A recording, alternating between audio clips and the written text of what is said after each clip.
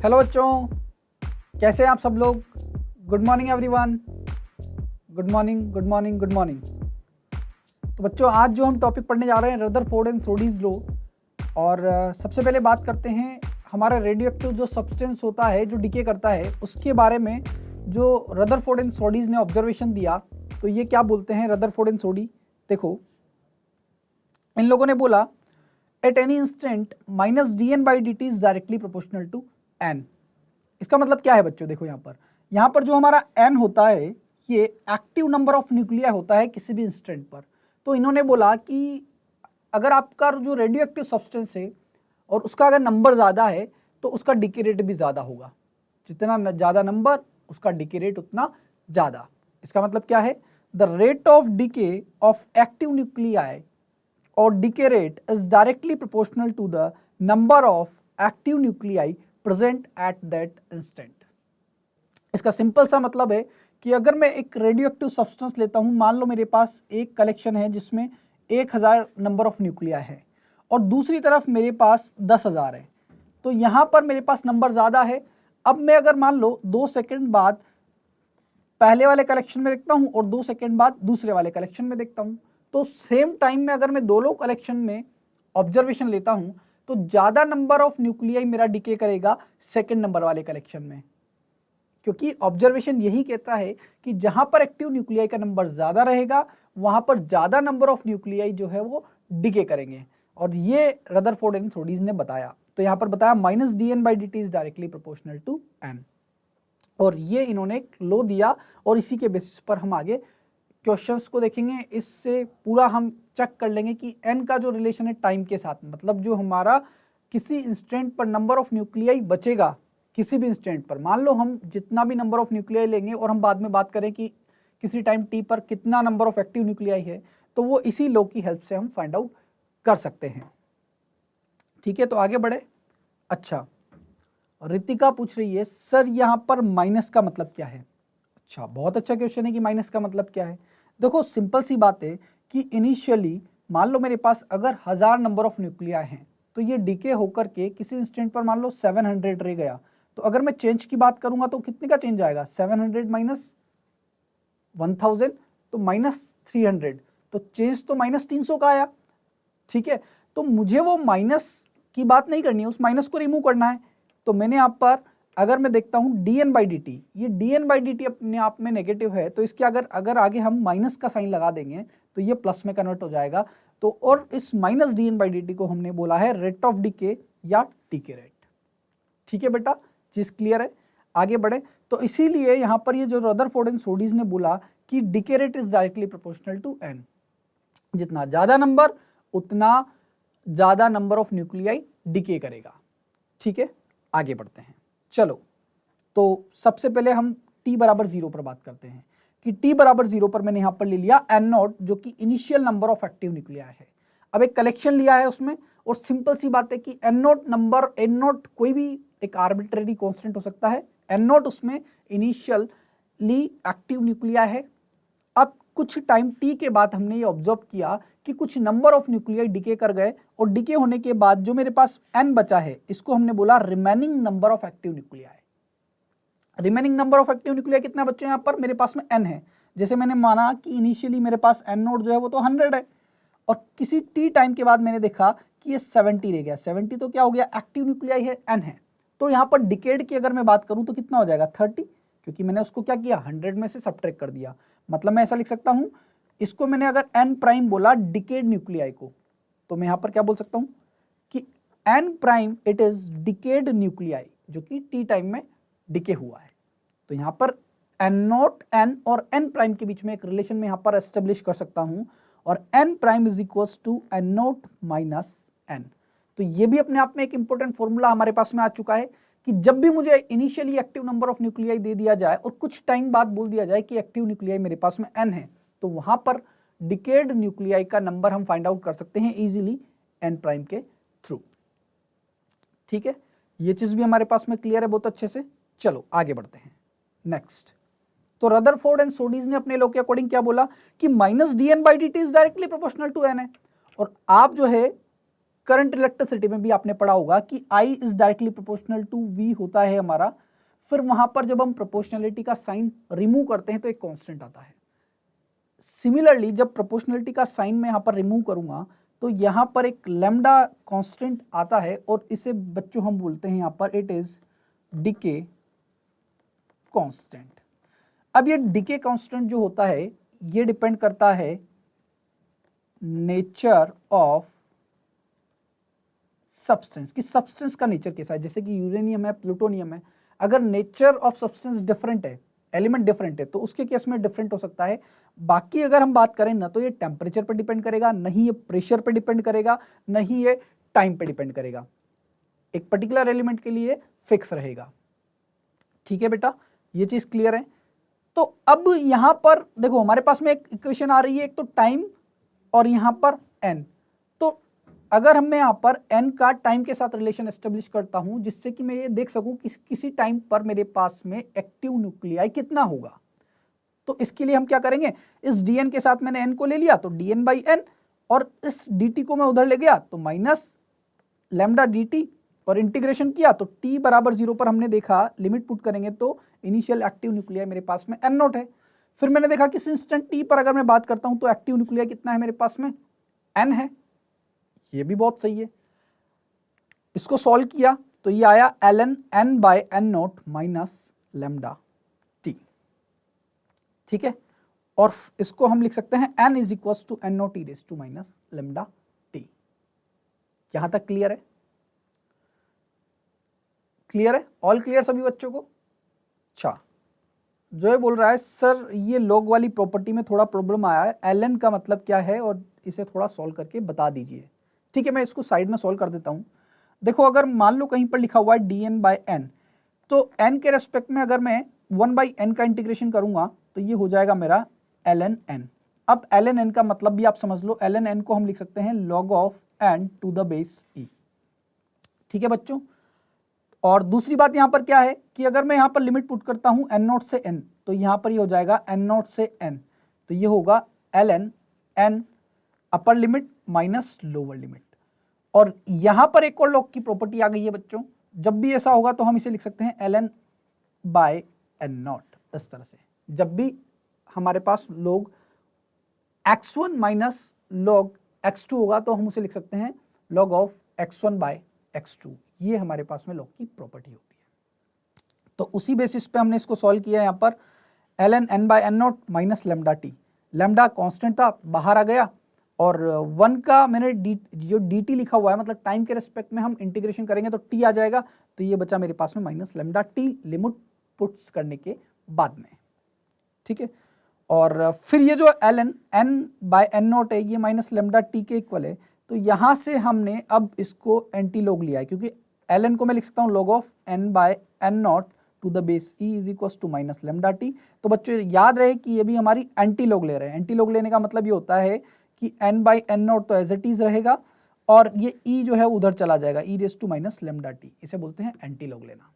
तो ये n by n naught is equal to e raise to minus lambda T हुआ, और यहां से एक्टिव नंबर ऑफ न्यूक्लियाई किस इंस्टेंट पर अगर हम बात करें तो ये निकल करके आ रहा है n is equal to n naught e raise to minus lambda T. अपने आप में ये बहुत इंपॉर्टेंट इक्वेशन है और इस इक्वेशन को बोलते हैं हम डिके इक्वेशन। इसका मतलब क्या है? इसका मतलब है it means number of active nuclei decreases exponentially with respect to time. कैसे डिक्रीज कर रहा है? देखो इसको हम लिख सकते हैं n naught e raise to lambda T, T का वैल्यू बढ़ेगा, ये जो डिनोमिनेटर है वो भी बढ़ेगा, और इससे ओवरऑल वैल्यू जो है हमारा वो डिक्रीज करेगा। ठीक है, तो यहां से अगर मैं n प्राइम की बात करूं जो डिकेड नंबर ऑफ न्यूक्लिया है, तो इनिशियल में से मैंने n को सब्ट्रैक्ट किया तो n नॉट तो एज इट इज है, n को मैं लिख सकता हूं n naught e raise to minus lambda T, तो n नॉट बाहर आया 1 minus e raise to minus lambda T, और ये हो गया मेरा n प्राइम। तो n प्राइम का वैल्यू मेरे पास में कितना है ये, और इसे हमने बोला it is decade nuclei, it is decade nuclei. तो n प्राइम का वैल्यू भी मेरे पास में आ चुका है। किसी टाइम पर अगर हमसे पूछा जाए कि कितना नंबर ऑफ न्यूक्लियाई जो है हमारा वो डिके कर चुका है, तो वो इस फॉर्मूले की हेल्प से हम फाइंड आउट कर सकते हैं। जबकि मुझे initial number of active nuclei given हो, टाइम गिवन है, तो n प्राइम हम फाइंड आउट कर सकते हैं। चलो नेक्स्ट हम आगे बढ़ते हैं बच्चों ग्राफ के लिए। यहां पर हम ग्राफ ड्रॉ करने वाले हैं number of active nuclei left, मतलब n और टाइम के बीच में। तो यहां पर n और t के बीच में रिलेशन होता है n0 e raise to minus lambda T. ठीक है बच्चों, तो अगर मैं सबसे पहले t बराबर 0 पर बात करता हूं तो n का वैल्यू मेरे पास में n0 था। जैसे जैसे टाइम बढ़ेगा, अब मैं बात करता हूं t tends to infinity. Infinite time तो होता नहीं है, लेकिन अगर हम बात करें कि इन्फिनिटी की बात करें, बहुत टाइम बाद फाइनली क्या होगा, डिके करता करता लास्ट में जाकर के ये 0 रह जाएगा, लेकिन इन्फिनिटी तक पहुंचना पॉसिबल नहीं है। तो यहां पर t बराबर 0 पर हम ग्राफ को स्टार्ट करेंगे इस तरह से, एक्सपोनेंशियली ये डिके करेगा और ये लाइन जो है वो पैरेलल चली जाएगी मेरे यहां पर टाइम के। ठीक है बच्चों, तो ये पैरेलल जो टाइम के लाइन है, इसका मतलब ये इन्फिनिटी पर जाकर के मीट करेगी। क्लियर है? अब नेक्स्ट यहां पर बात करते हैं हम हाफ लाइफ की, कि हाफ लाइफ का मतलब क्या है। तो यहां पर देखो हाफ लाइफ के लिए क्या बोलता है, it is the time in which number of active nuclei reduce to half of initial value. इसका मतलब क्या है, इसका मतलब यह है कि इनिशियली मेरे पास एक्टिव नंबर ऑफ न्यूक्लियाई कितना है, n0 है, और कुछ टाइम बाद जब वो n0/2 रह जाएगा, तो ये जो टाइम स्पेन है इसको हम बोलते हैं half life time period of that substance. तो स्मॉल टी को मैंने कंसिडर किया TH, तो n इज इक्वल टू उस वक्त रह जाएगा मेरा n0/2। अब देखो यहां पर, अब अगर मुझे यहां पर टी हाफ की वैल्यू कैलकुलेट करनी है, हाफ लाइफ टाइम कैलकुलेट करना है बच्चों, तो मैं डीके इक्वेशन को यूज में लेता हूं, n is equal to n0 e raise to minus lambda T. इसमें मैंने क्या किया, n का वैल्यू n0/2 पुट किया, तो यहां पर स्मॉल t का वैल्यू मैं पुट कर दूंगा t हाफ TH, ये मैंने पुट किया, n0 से n0 कैंसिल आउट हुआ। ठीक है, और यहां पर हाफ लाइफ का वैल्यू जैसा कि आप देख सकते हो ये आ जाएगा मेरे पास log of 2 to the base c by lambda या ln 2 by lambda या 0.693 डिवाइडेड बाय lambda। ठीक है, क्लियर है सभी बच्चों को? लॉग की प्रॉपर्टी है यहां पर, उससे आप सॉल्व कर सकते हो। अभिषेक बोल रहा है सर प्लीज एक बार इसे एक्सप्लेन कर दीजिए लॉग की प्रॉपर्टी को। ठीक है बेटा, कहां से बेटा, n0/2 is equal to n0 e raise to minus lambda ts से ना। चलो ठीक है, मैं इसको एक बार एक्सप्लेन कर देता हूं। यहां पर n0 से मेरा यहां पर देखो n0 कैंसिल आउट हुआ, तो क्या हो जाएगा 1/2 इज इक्वल टू, और इसे मैं लिख सकता हूं 1 e raise to lambda th। वो जो नेगेटिव में पावर है वो डिनोमिनेटर में आकर के प्लस में हो जाएगी, फिर इसको तो मैं इधर लेकर के जाता हूं और इस 2 को मैं इधर लेकर के आ जाता हूं, तो क्या हो जाएगा e raise to lambda th is equal to 2। अब दोनों तरफ हम लॉग ले लेते हैं इसका, तो log of e raise to lambda th to the base e और log of 2 to the base e, या आप इसे ln 2 भी लिख सकते हो। ये पावर जो है वो जम करके आगे आएगी, तो ये lambda th log of e to the base e हो जाएगा 1, और इस तरह से हम इसे लिख सकते हैं log of 2 to the base e या ln 2, और ln 2 का वैल्यू होता है 0.693। अब आप t हाफ निकालोगे तो लेमडा को डिनोमिनेटर में भेज दोगे, तो क्या हो जाएगा t half is equal to log of 2 to the base e divided by lambda log ln 2 divided by lambda या 0.693 डिवाइडेड बाय लेमडा, और इस तरह से मेरे पास में हाफ लाइफ टाइम भी आ चुका है। तो एक इक्वेशन जो हमारे पास सबसे इंपॉर्टेंट है वो डिके इक्वेशन है, और दूसरी इंपॉर्टेंट इक्वेशन भी हम यहां से निकालने जा रहे हैं। हाफ लाइफ का आपको डिके कांस्टेंट के साथ रिलेशन भी एस्टेब्लिश हो चुका है, ये भी आपको याद रखना है, ये भी अपने आप में एक इंपॉर्टेंट है हमारे लिए, बहुत ज्यादा इंपॉर्टेंट है, क्योंकि दोनों के बीच में हमारे पास में रिलेशन है। नेक्स्ट हम आगे बढ़ते हैं बच्चों, यहां तक तो सारी चीजें आपको 1 बाय 1 क्लियर कर दी है। देखो बच्चों, अब नेक्स्ट जो है यहां पर, अब हम क्या कर रहे हैं, मैंने इनिशियली t बराबर 0 पर बात की, इस 0 को अगर मैं ts से मल्टीप्लाई कर देता हूं तो उस 0 पर कोई इफेक्ट नहीं आएगा, तो इसे मैंने 0 ts लिखा, मतलब 0 को मैंने कोफिशिएंट की तरह यूज में लिया। तो इनिशियल t बराबर 0 पर मेरे पास में एक्टिव न्यूक्लिया कितना है, n0 है, और n0 को अगर मैं 1 से मल्टीप्लाई कर दूं तो कोई इफेक्ट नहीं आने वाला, मतलब मैंने इसको लिखा 1/2 रेस टू 0। तो कोई भी कांस्टेंट जिसका वैल्यू 0 नहीं है, उसकी पावर अगर 0 है तो वो वैल्यू होता है 1, मतलब 1/2 रेस टू 0 का वैल्यू कितना है 1, तो n0 इंटू 1 n0 ही रहेगा, ऐसे लिख सकते हैं, क्योंकि एक सेट पैटर्न में इसे हम कन्वर्ट करने जा रहे हैं। चलो t is equal to 1th, अब यहाँ पर जो कॉफिशिएंट है, देखो ये कॉफिशिएंट यहाँ पर पावर के फॉर्म में आ चुका है, फिर मैंने 1th किया, तो हाफ लाइफ के बाद में एक्टिव न्यूक्लियाई कितना रह जाता है? अरे आधा रह जाता है ना भाई। जब आधा रह जाएगा तो n0/2 हो जाएगा ये, और जब ये n0/2 हो जाएगा तो इस 1/2 को मैं 1/2 कर सकता हूं। तो ये कोफिशिएंट यहां पर पावर के फॉर्म में आ चुका है। नेक्स्ट, जब मैं 2th की बात करता हूं तो मेरे पास में n जो है वो n0/4 रह जाएगा। n0 क्या होगा, देखो सीक्वेंस कैसे चल रहा है हमारे पास में यहां पर कि n0 था, th के बाद में कितना रहा, n0/2 रहा, और अगर 2th के बाद अगर हम बात करते हैं तो ये n0/4 रह जाएगा। ठीक है, मतलब नेक्स्ट th के बाद में, तो टोटल टाइम कितना हो गया, th प्लस ts 2th, और ये n0/4 रह गया। अब इस 1/4 को मैं क्या लिख सकता हूं बच्चों यहां पर 1/2 ठीक है। तो ये जो कॉफिशिएंट है यहां पे पावर के फॉर्म में आ चुका है। तो अगर मैं यहां पर अगर कॉफिशिएंट n बना देता हूं तो n is equal to n0 1/2 ये मेरे पास में एक फॉर्मूला आ चुका है हाफ लाइफ के टर्म में, जो कि एक्टिव न्यूक्लियाई के साथ में मेरा रिलेशन आ रहा है। यहां पर इसे अगर हम देखें आगे तो इसे हम ऐसे भी लिख सकते हैं, it is n is equal to n0 1/2 small t upon t half. देखो यहां पर n था ना, ये स्मॉल n, तो आप देख सकते हो इसको हमने लिख दिया t अपॉन t हाफ। क्यों लिखा, क्योंकि आप यहां पर रिलेशन देख सकते हो small t is equal to n, th है हमारे पास में, तो यहां से स्मॉल n का वैल्यू निकाला और उस स्मॉल n के वैल्यू को मैंने यहां पर पुट कर दिया पावर के फॉर्म में। तो ये भी हमारे पास में एक इंपॉर्टेंट फॉर्मूला है। जब भी हमें हाफ लाइफ दिया जाए क्वेश्चन में और पूछा जाए किसी टाइम के बाद में एक्टिव नंबर ऑफ न्यूक्लियाई कितना रहेगा, अगर initial number of active nuclei हमें दे दे तो ये फॉर्मूला यूज में लेना है। तो जनरली जो एग्जाम का पैटर्न होता है वो, अगर आपको मान लो क्वेश्चन में देता है हाफ लाइफ दे दिया, हाफ लाइफ आपको दे दिया और आपसे पूछे एक्टिव न्यूक्लियाई कितना है, तो आपके पास दो इक्वेशन है। एक तो मेरे पास डीके इक्वेशन है जो कि क्या है, n is equal to n0 e lambda t है। तो उस वक्त उसने डीके कांस्टेंट नहीं दिया है, आप चाहो तो डीके कांस्टेंट निकाल सकते हो क्योंकि आपके पास में हाफ लाइफ और डीके कांस्टेंट के बीच में एक रिलेशन है। तो या तो ये फॉर्मूला यूज में लो या ये, लेकिन आप प्रेफर हमेशा ये वाला फॉर्मूला करोगे जब आपको हाफ लाइफ दिया जाए, क्योंकि इससे आपके क्वेश्चन सिंपली हो जाएंगे। और जब आपको डीके कांस्टेंट दिया जाए तो आप ये वाला फॉर्मूला प्रेफर करोगे। ठीक है, तो इस पर बेस्ड हम एक न्यूमेरिकल की बात करते हैं बच्चों। तो फर्स्ट हमारा जो एग्जांपल है यहाँ पर, a radioactive sample having half life 12 hours.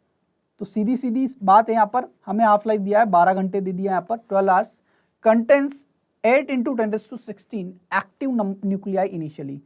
तो इसने initial number of active nuclei भी दे दिया मुझे 8 × 10⁻16। और क्या बोलना चाह रहा है ये, calculate number of active nuclei left after 1 day. सीधी सी बात बोल रहा है कि t बराबर 1 1 डे, मतलब एक दिन बाद, एक दिन मतलब 24 आवर्स 24 घंटे बाद में एक्टिव न्यूक्लियाई कितना रह जाएगा।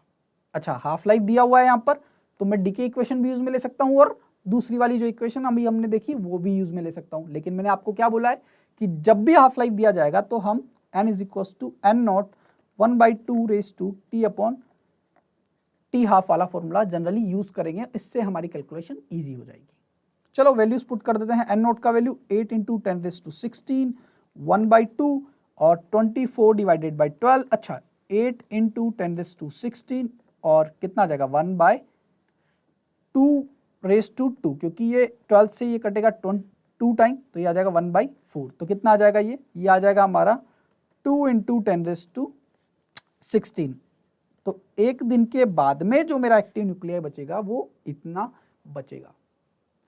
ठीक है, और यहां से अगर पूछा जाए कि डिकेड कितना है, तो डिकेड मतलब n प्राइम भी हम निकाल सकते हैं। 8 × 10⁻16 में से सब्ट्रैक्ट कर देंगे n को, जो कि कितना है 2 × 10⁻16, क्योंकि n प्राइम का फॉर्मूला हमारे पास में क्या है, n prime is equal to n0 minus n। तो कितना आ जाएगा, ये आ जाएगा हमारे पास में 6 × 10⁻16 नंबर ऑफ न्यूक्लियाई। तो इस तरह से हमारे पास में n प्राइम भी आ गया। यूनिट की बात की जाए तो ये नंबर है, तो यूनिट की बात हम यहाँ पर नहीं करेंगे, सिंपल सी बात है, नंबर है। इतना नंबर ऑफ एक्टिव न्यूक्लियाई हमारे पास में बचेगा। ये तो एक्टिव न्यूक्लियाई है और ये हमारे पास में डिकेड न्यूक्लियाई है, जो कि एक दिन बाद में हमारा होगा। तो फाइनल आंसर तो हमारा यही है। ठीक है बच्चों, तो आई होप आप लोगों को जो है रदरफोर्ड एंड सोडीज लॉ से रिलेटेड जो भी सारी प्रॉब्लम्स है वो लॉ हमारा क्लियर हो चुका है, और क्वेश्चंस किस तरह से आएगा ये भी हमारे पास में क्लियर है। ठीक है बच्चों, ओके। तो ये क्वेश्चन क्लियर होगा आपको, क्लियर है सभी लोगों को, क्लियर? चलो बहुत बढ़िया बहुत बढ़िया बहुत बढ़िया, चलो बहुत बढ़िया बहुत बढ़िया, okay, thank you so much.